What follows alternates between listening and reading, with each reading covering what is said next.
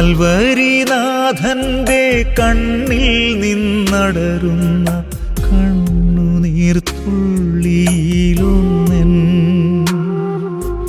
ഉള്ളിൽ വന്നു പതിച്ചിരുന്നെങ്കിൽ എൻ സങ്കടമെല്ലാം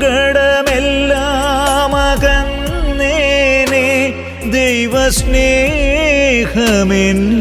നിറഞ്ഞേനെ. കുരിശിൽ നിന്നൊരു വട്ടം എന്നെ നീ നോക്കിയാൽ അനുഗ്രഹീതനായി ഞാൻ മാറിയേനെ. എന്നാത്മനാഥ നീയുള്ളിൽ വസിച്ചാൽ കാരുണ്യമെന്നിൽ നിറഞ്ഞേനെ.